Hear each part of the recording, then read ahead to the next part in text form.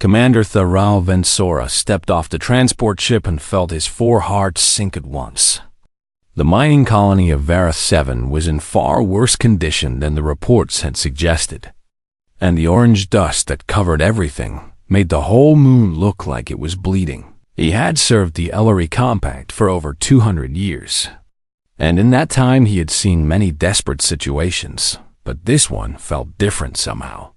The air itself seemed to carry the weight of coming death. The colony's administrator, a nervous Ellery civilian named Keth, rushed forward to greet him with trembling hands. "Commander, thank the stars you have arrived," Keth said, his voice shaking like leaves in a storm. "The Keth Volume Dominion has surrounded us completely, and we have received word that they plan to attack within 3 days. Thyral nodded and surveyed the colony's defenses with his trained military eye. The walls were adequate, but not impressive. The weapon emplacements were outdated, and the soldiers manning the perimeter looked exhausted and afraid. "How many defenders do we have?" he asked. 200 Ellery soldiers, Commander," Keth replied. "And there are also the humans." Thyral felt his scales tighten against his skin in irritation. He had heard about the human reinforcements during his journey here, and the news had not pleased him at all. How many humans? 100 of their Marines, Commander. 100 humans, Thyral repeated, and he could not keep the disappointment from his voice. "Against thousands of Keth Volume warriors. We have been sent 100 humans." He had studied the human species during his military training, as all Ellery officers were required to do. They were a young race, barely a few thousand years into their civilization, and they had only discovered faster-than-light travel within the last 2 centuries. They were loud and chaotic and emotional, and they lived such short lives that Thyral could not understand how they accomplished anything at all. An Ellery could live for 500 years, but humans were lucky to see 100. What could such brief creatures possibly understand about war and sacrifice and duty? Keth led him toward the command center, and along the way Thyral got his first look at the human soldiers. They were gathered near their transport ship, unloading supplies and equipment with casual efficiency. They were smaller than he had expected, with their soft skin and their strained round eyes, and they moved with an energy that seemed almost childlike to his ancient sensibilities. Several of them were laughing about something, and the sound grated against Thyral's nerves. Did they not understand the danger they were in, or did they simply not care? One human noticed him watching and raised a hand in greeting with a wide smile. Thyral looked away without responding. The command center was a simple building in the colony's heart, filled with maps and communication equipment and worried-looking officers. Thyral took his place at the central table and began reviewing the tactical situation. It was worse than he had feared. The Keth volume had them completely surrounded with a force of at least 5,000 warriors, and there was no possibility of reinforcement or retreat. The colonists, nearly 2,000 civilians including children, were sheltering in the underground mining tunnels, and they had nowhere else to go. "Commander Vensora." Thyral looked up to see a human standing in the doorway.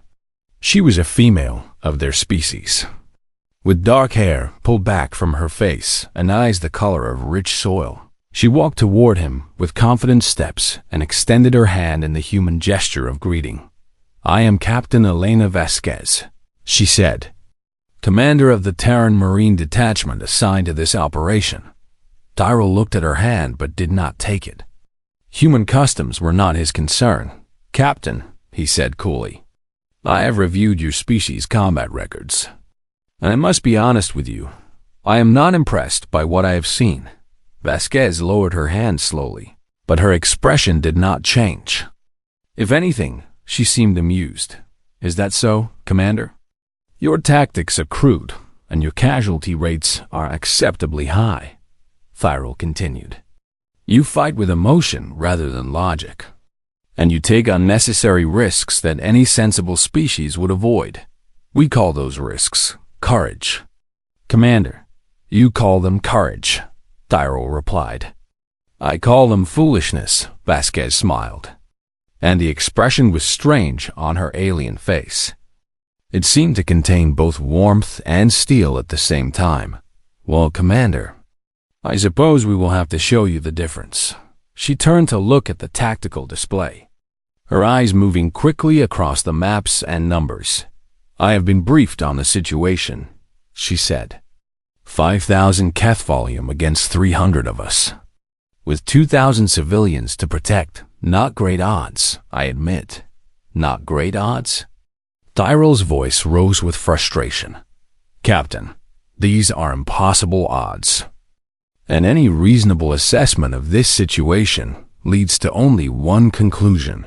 We must evacuate what civilians we can and retreat before the Keth volume attack. Vasquez shook her head slowly. No? No? Tyrell stared at her in disbelief. Captain, I am a senior officer here, and I am telling you that this position cannot be held. And I am telling you, Commander, that we are not leaving. Vasquez met his eyes directly, and there was something in her gaze that he could not identify. There are colonists in those tunnels, men, women, children, and they are counting on us to protect them. We cannot protect them if we are dead. Then we will protect them until we are dead, Vasquez said simply, as if she were discussing the weather. That is what we do. Commander, we do not leave people behind, ever. Under any circumstances, Tyrell felt his scales flush with anger and confusion. This human was either incredibly brave or incredibly stupid, and he could not determine which. Your people's lives mean nothing to you. He demanded Vasquez's expression change then, and for a moment, Tyrell saw something ancient and fierce looking out through her young eyes. Our lives mean everything to us. Commander, that is precisely why we are willing to give them for others.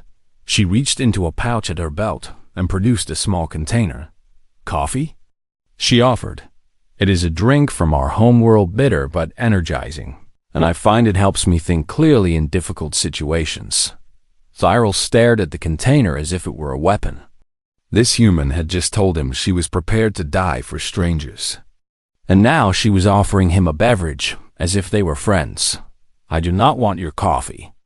Captain, Vasquez shrugged and poured herself a cup. Suit yourself. Commander, but you might want to reconsider. We have a long few days ahead of us, and you are going to need all the energy you can get. She took a sip and turned back to the tactical display. Now, let us talk about how we are going to hold this colony. Tyrell watched her work. This small creature from a young world, and he felt the first stirring of something he could not name. It was not respect, not yet, but it was the beginning of doubt. Perhaps there was more to these humans than he had assumed. Perhaps their recklessness was not stupidity. After all, but as he looked at the impossible numbers on the display, 5,000 against 300, he could not see how courage alone would be enough to save them. He would learn soon. Enough just how wrong he was. The attack came at dawn, just as the intelligence reports had predicted, and the sound of Keth volume war horns echoed across the orange dust of Vareth 7 like the screaming of angry gods. Tyrell stood in the central command bunker, watching the enemy advance through multiple display screens. There were so many of them that they looked like a dark tide rolling across the landscape. Thousands upon thousands of armored warriors with weapons that gleamed in the early light, all units to defensive positions. He commanded through his communication device, "Hold the outer perimeter for as long as possible and fall back on my order." His Alari soldiers moved with precision and discipline, taking their places behind reinforced walls and in fortified towers. They were professionals, trained for exactly this kind of desperate defense, but it was the humans who caught his attention. They had positioned themselves at the most exposed section of the perimeter of the eastern wall, where the enemy assault would be strongest, and they were not acting like soldiers who expected to die. They were laughing. Tyrell zoomed his display. toward the human position and watched with growing confusion. The Marines were checking their weapons and adjusting their armor. Yes, but they were also joking with each other, slapping shoulders and sharing some kind of food from small packages. One human, a large male with dark skin and a shaved head, was actually singing, his deep voice carrying some melody that Tyrell did not recognize. "What are they doing?" he muttered to himself. "They are preparing for battle, Commander." Tyrell turned to find Captain Vasquez standing beside him. She had approached so quietly that he had not noticed her arrival. "That is not preparation," Tyrell said. "That is madness. They are about to face thousands of enemies, and they are treating this like some kind of celebration." "That is exactly what it is," Vasquez replied. "We celebrate life when death is closest. Commander, it reminds us what we are fighting for. The first Keth volume." Wave hit the eastern wall like a hammer striking stone. The enemy warriors were massive creatures, standing nearly 3 meters tall, with thick scales and claws that could tear through metal. They carried plasma rifles and vibration blades, and they showed no fear as they charged toward the human positions. Tyrell expected the humans to break. Any sensible species would retreat in the face of such overwhelming force, falling back to more defensible positions while buying time for a strategic withdrawal. The humans did not retreat. Instead, they opened fire with a coordinated volley that cut through the first rank of Keth volume like a scythe through wheat. Their weapons roared with thunder and flame, and their aim was surprisingly accurate for such a supposedly primitive species.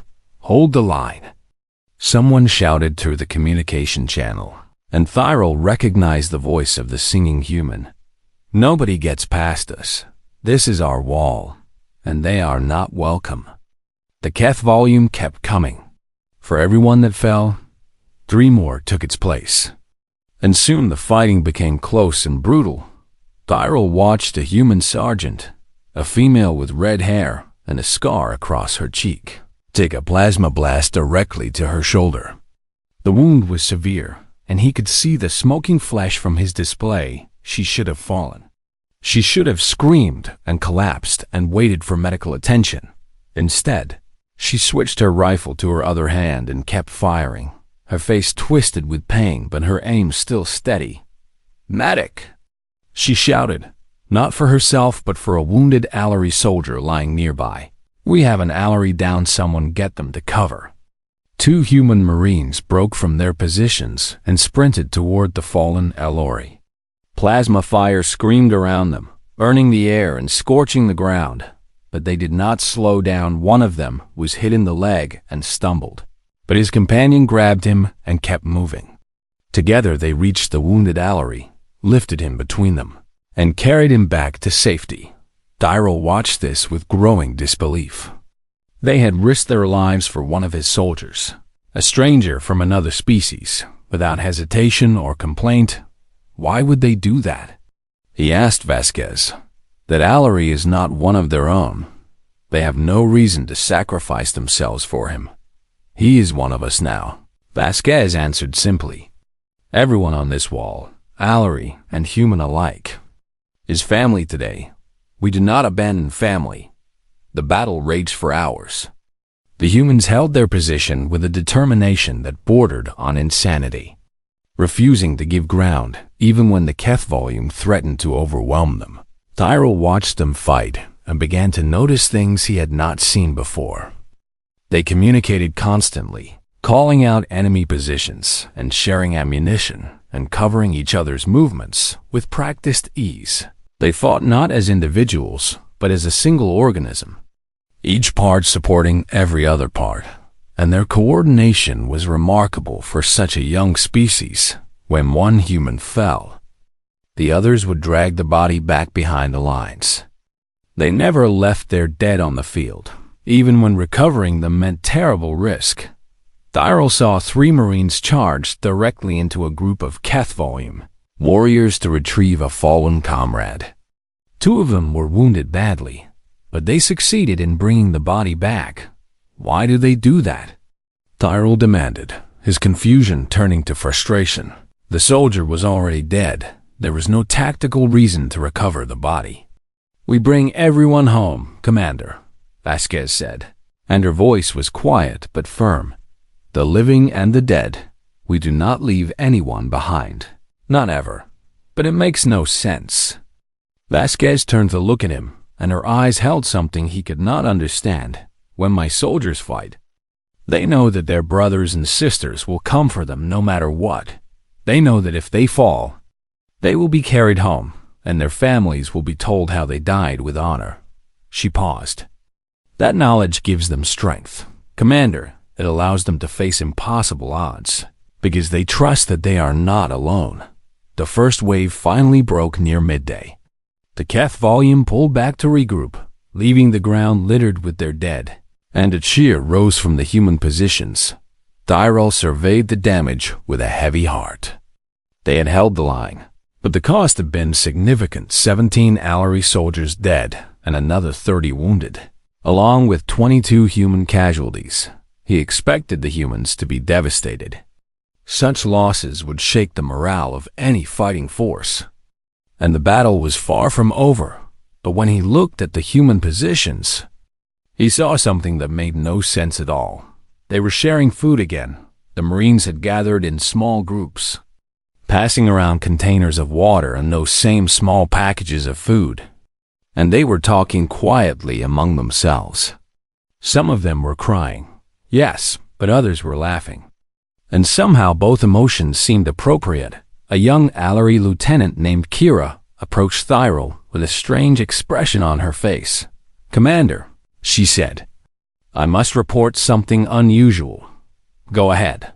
During the battle, a human private, a very young male with yellow hair, he threw himself on top of me when an enemy grenade landed nearby. Kira's voice was unsteady. "The explosion killed him instantly, but I was protected by his body." Tyrell felt something cold settle in his chest. "He died saving you?" "Yes, Commander." Kira's eyes were wet with tears. "I did not even know his name, and he gave his life for mine. I do not understand why he would do such a thing." Tyrell looked toward the human positions, where the Marines were beginning to prepare for the next assault. He saw them helping wounded Allery soldiers, sharing medical supplies, and offering comfort to anyone who needed it. He did not understand these humans, but for the first time since he had arrived on Vareth 7, he wondered if perhaps his understanding was the problem. Perhaps courage was not something that could be measured or calculated. Perhaps it was something deeper, something that came from a place beyond logic and tactics and military training. He watched the humans prepare for the next battle, and he began to suspect that he had badly underestimated them. The real test, however, was still to come. The outer walls fell on the evening of the second day, and the defenders retreated into the underground tunnels where the colonists waited in fearful silence. Tyrell had never felt so exhausted in his long life. His scales were cracked and bleeding from plasma burns. His muscles screamed with every movement, and his mind was foggy from lack of rest. The Allery required regular sleep cycles to function properly. It was a biological necessity that his species had never been able to overcome, and he could see the same exhaustion in his soldiers' faces. But the humans kept moving. They had been fighting for nearly 40 hours without rest, and yet they showed no signs of stopping. Their eyes were red and their faces were pale, but their weapons were still ready and their voices were still strong. "How are they still standing?" Farrell asked Vasquez as they made their way deeper into the tunnel network. "We are very stubborn," she replied with a tired smile. "And we have a lot of practice at being tired." The tunnels were dark and narrow, carved from the moon's rocky flesh by mining equipment that had long since been abandoned. The only light came from emergency panels on the walls and the flashlights mounted on weapons. It was the perfect environment for ambush and terror, and the Keth volume wasted no time in exploiting it. The first attack came from a side passage that everyone had assumed was secure.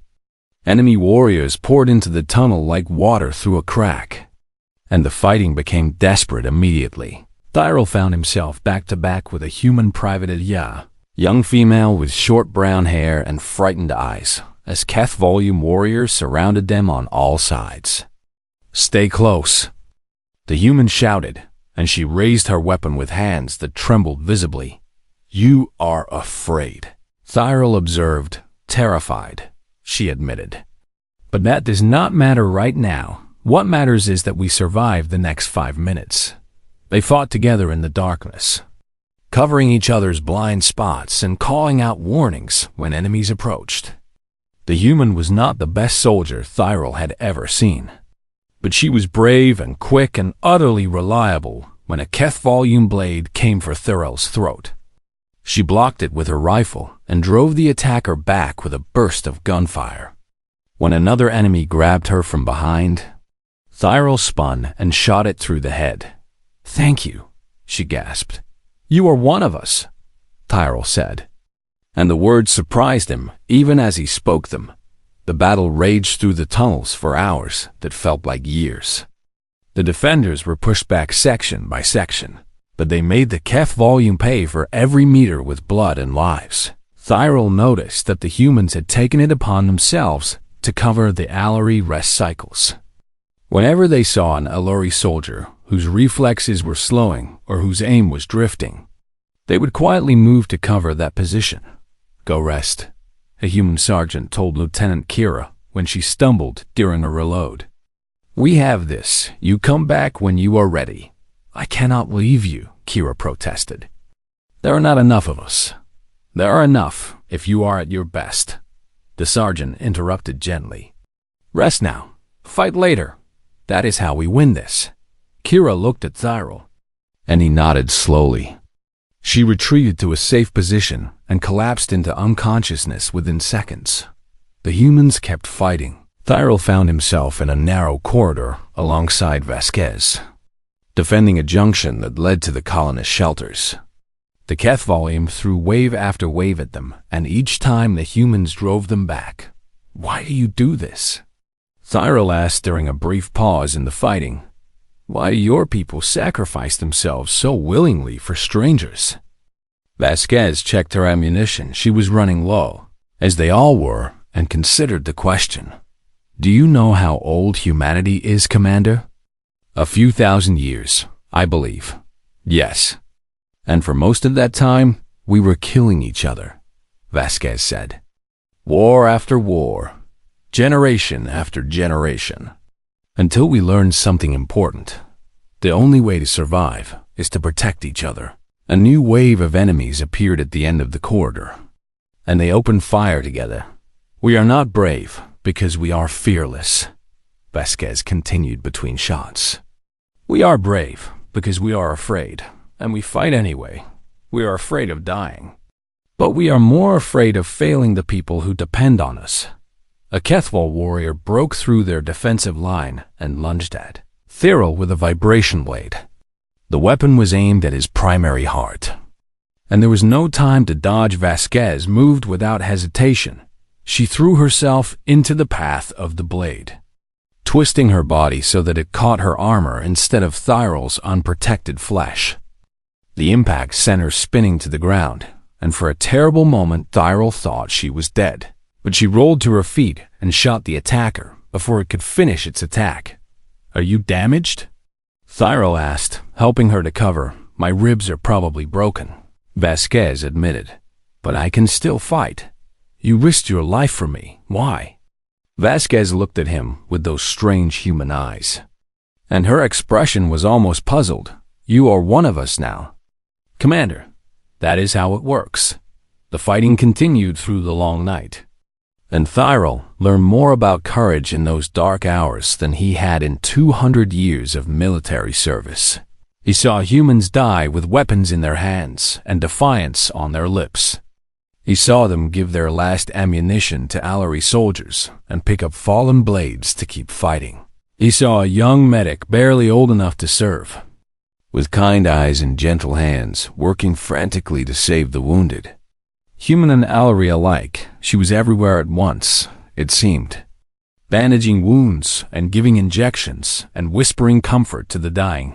An Allery elder, a civilian who had been caught in the fighting, lay wounded beyond help, and the young medic knelt beside her and took her hand. "It is all right," the human said softly. "You are not alone. I am here with you." "I am afraid," the elder whispered. "I know. But there is nothing to fear now. Close your eyes and rest, and know that you are safe."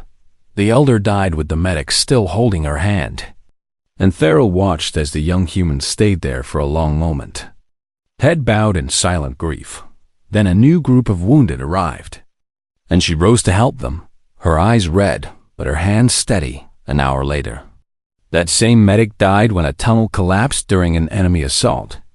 She had run into the unstable area to drag out 2 wounded soldiers, and she had just pushed the second one to safety when the ceiling came down. They could not recover her body. The surviving humans stood in silence for a moment, and then one of them, the big sergeant with the deep voice, began to sing. It was a slow, sad melody, and the other humans joined in one by one. They sang in their own language, so Thyril did not understand the words, but he understood the meaning. It was a song of farewell, of love, of promise when it was over. They picked up their weapons and returned to the fight. Thyril found himself weeping for the first time in nearly a century. The tears ran down his scales and dripped to the stone floor, and he did not try to stop them. He wept for the young medic who had died helping strangers, for the private who had thrown herself on a grenade to save an Allery, for all the humans who had given everything they had for people they had never met. He wept because he finally understood what courage really meant. It was not the absence of fear. It was the choice to act despite fear, to put others before yourself, even when it cost you everything. The humans were terrified. He could see it in their shaking hands and hear it in their trembling voices. But they fought anyway. They fought for each other. For the colonists, for the simple belief that some things were worth dying for. And in that dark tunnel, surrounded by enemies and facing almost certain death, Thyril made a decision. He would fight beside them until the very end. Not because he had to, but because he wanted to, because they had shown him what it meant to be truly brave. Dawn of the second day came without sunlight in the underground tunnels, but the defenders knew the hour by the chronometers on their wrists and the exhaustion in their bones. Thyril counted heads and felt despair settle over him like a cold blanket. They had started with 300 soldiers, and now fewer than 100 remained capable of fighting. The humans had suffered the worst of it. Of their original 100 Marines, only 38 still stood, and most of those were wounded in some way. Vasquez sat against a tunnel wall with her broken ribs bandaged tightly. Her face was gray with pain, but her eyes were clear and alert. "What is our ammunition status?" she asked, critical. Thyril replied, "We have perhaps enough for one more major engagement after that. We will be fighting with blades and fists. Then we need to make that engagement count." The Keth volume were massing for a final assault. Intelligence gathered by scouts indicated that nearly 2,000 enemy warriors were preparing to storm the tunnel network, and there was no way the defenders could hold against such numbers. "We need to evacuate the colonists," Thyril said. "There is a secondary tunnel network that leads to the northern ice fields. If we can buy enough time, the colonists will freeze in the ice fields," Vasquez interrupted. "And the Keth volume will hunt them down within hours. There is nowhere to run." "Commander," Thyril knew she was right, but the alternative was unthinkable. They were going to die here, all of them, and the colonists would die with them. "Then this is the end," he said quietly. Vasquez shook her head slowly, and there was something in her expression that Thyril had learned to recognize. It was the look she got when she was about to do something impossibly brave and probably fatal. "Not necessarily," she said. I have been studying the Keth volume command structure, and I believe I have found a weakness. She pulled out a tactical display and pointed to a position behind enemy lines. Their general, a warlord named Keth, for the Crusher commands from this forward position, she explained. He believes himself untouchable because he is surrounded by his elite guard and protected by heavy fortifications. He is untouchable, Tyrell agreed.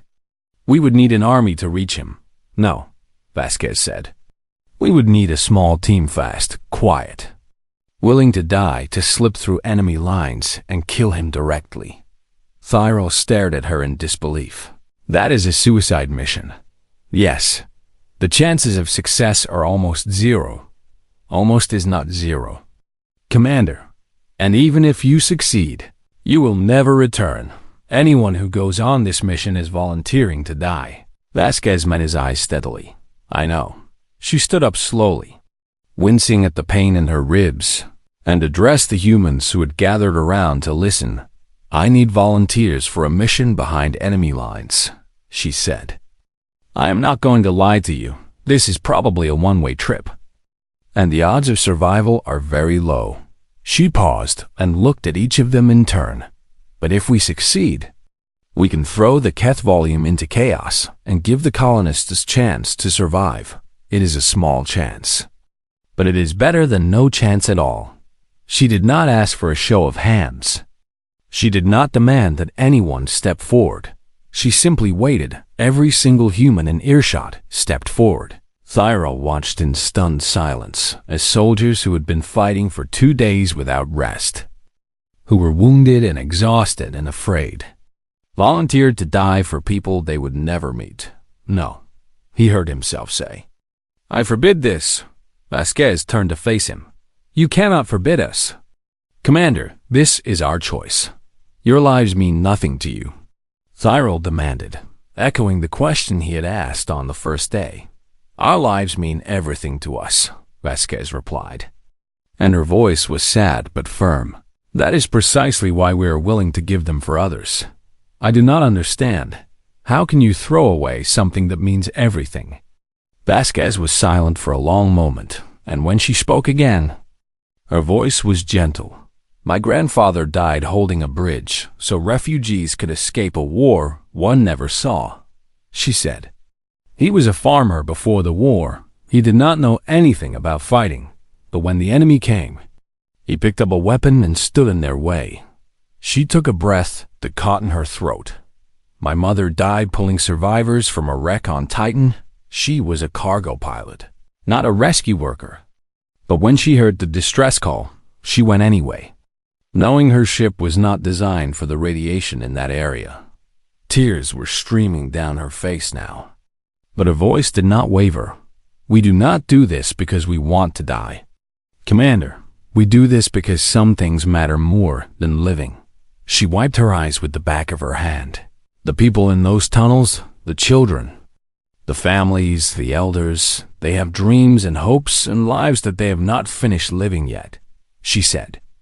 If my death can give them a chance to keep living, then my death has meaning, and that meaning is worth more than another 50 years of existence. Tyrell felt something break inside him, something that had been rigid and certain for 200 years. Everything he believed about courage and sacrifice and duty was being rewritten by this small, fragile, impossibly brave creature. I will go with you, he said.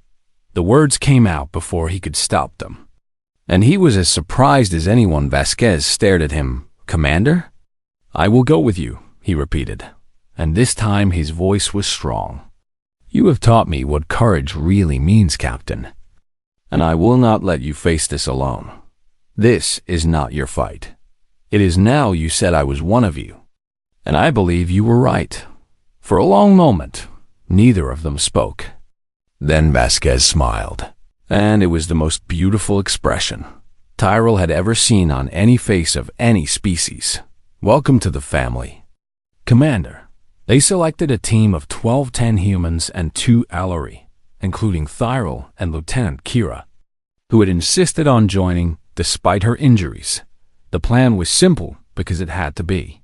They would use the secondary tunnel network to circle around behind enemy lines, then emerge near the Kethval command position and fight their way to the general. Remember, Vasquez told them as they prepared to depart, "Our goal is not to survive. Our goal is to kill their leader and create enough chaos for the colonists to have a chance." She looked at each of them in turn. "You are the bravest people I have ever served with human and Allery alike, and I am honored to die beside you." The big sergeant, his name was Marcus. Thyrol had learned it, began to sing softly, and the others joined in this time. Thyrol recognized the melody. It was the same song they had sung for the fallen medic, the song of farewell and promise, but this time they were singing it for themselves. When the song was finished, Vasquez drew her weapon and turned toward the dark tunnel that led behind enemy lines. "Let's go make some trouble," she said, and 12 soldiers, who had chosen to die for strangers, followed her into the darkness. Thyrol did not know if he would survive the next few hours. In fact, he was fairly certain he would not, but as he walked beside these humans, these impossible creatures who faced death with songs and laughter and tears, he felt something he had not felt in a very long time. He felt proud, proud to fight beside them, proud to die beside them, proud to be counted among them. Whatever happened next, he knew that he would never be the same. The humans had changed him, and for that, he would be grateful for whatever remained of his life. The tunnels behind enemy lines were darker than anything Thyrol had ever experienced. The emergency lighting had been destroyed in the fighting, and they moved by touch and whispered directions. Vasquez led the way, her broken ribs forgotten in the focus of the mission. She moved like a ghost, silent and deadly, and the team followed her without question. They encountered their first enemy patrol 30 minutes into the journey. 6 Kethval warriors standing guard at an intersection, completely unaware of the death approaching them. The humans killed them in seconds, moving with coordinated precision that took Thyrol's breath away. One moment the Kethval were alive and alert, and the next moment they were dead on the ground without having fired a single shot. "Keep moving," Vasquez whispered. "We are running out of time." They pushed deeper into enemy territory, avoiding larger groups and eliminating small patrols. The humans fought with a quiet intensity that was terrifying to watch, and Thyrol began to understand why the Kethval had feared them. They emerged from the tunnels near the enemy command position, and Thyrol's heart sank at what he saw. The fortifications were even more impressive than intelligence had suggested, with dozens of elite guards surrounding a central bunker. "That is where their general is," Vasquez confirmed. "We need to get inside that bunker." "How?" Lieutenant Kira asked. "There are at least 50 guards between us and the door." Vasquez was silent for a moment, and then she turned to face the team. "I have an idea, but you are not going to like it." She explained her plan quickly, and Thyrol realized with growing horror what she intended. She was going to draw the guards away by creating a distraction, leaving the rest of the team to assault the bunker while the enemy focused on her. "No," Thyrol said firmly. "I will not allow you to sacrifice yourself. There must be another way." "There is not another way, Commander, and we both know it." "Then I will be the distraction." Vasquez shook her head. "You are the best shot we have with an Ellery rifle. We need you on the assault team." She took his hand, and her grip was surprisingly strong. "This is what I was born to do. Commander, this is the moment my whole life has been leading toward. You cannot ask me to let you die. I am not asking, I am telling you that this is how we win. And I need you to trust me." Thyrol looked into her eyes and saw no fear there, only certainty and peace. She had made her choice, and nothing he said would change her mind. "It has been an honor to fight beside you, Captain. The honor was mine. Commander, now go save those colonists." She turned to the rest of the team. When the guards moved toward the distraction, "You hit the bunker hard and fast. Do not stop for anything until the general is dead." Marcus grabbed her arm before she could leave. "Elena," he said, his voice rough with emotion. "You come back to us, you hear me?" Vasquez smiled and touched his face gently. "I will try, old friend, but if I do not, tell my daughter that her mother died well." She kissed his cheek, then turned and disappeared into the darkness. The next few minutes were the longest of Thirl's life. He crouched in the shadows with the assault team, watching the enemy guards and waiting for the distraction that would signal their attack. Then the night exploded. Vasquez emerged on the far side of the enemy position, weapons blazing and voice raised in a battle cry that echoed across the field. She was a one-woman army, moving and shooting and throwing grenades with devastating effect. The Keth volume guards turned toward the threat, abandoning their positions to pursue this insane human who dared to attack them alone. "Now!" Thyrol shouted, and the assault team charged. They hit the bunker like a thunderbolt, cutting through the remaining guards with fury and precision. Marcus kicked down the door, and they poured inside, weapons ready. The Keth volume General Kethver, the Crusher himself, stood in the center of the command room, surrounded by his personal bodyguards. He was massive, even by his species standards, and his eyes burned with hatred and contempt. "Kill them!" He roared. The fighting was brutal and close. Humans in Keth volume died in a chaos of gunfire and blades, and the room became slick with blood. Thurl saw Marcus fall with a blade through his chest, but the big human kept fighting even as he died, his hands closing around the throat of his killer. He saw Kira take down 2 guards before a plasma blast caught her in the side. She collapsed against a wall, still firing until her weapon ran empty. And then Thyrol found himself face to face with the General Kethfor, who was wounded. Someone had shot him in the leg, but he was still dangerous, still deadly, and his vibration blade hummed with lethal energy. "Allory coward," the General snarled. "Fighting alongside human vermin, you disgrace your species." Thyrol raised his rifle, but the General was faster. The blade swept toward his neck, and he knew he was going to die. Then a shot rang out, and the General stumbled. Vasquez stood in the doorway, her armor torn and her body bleeding from a dozen wounds.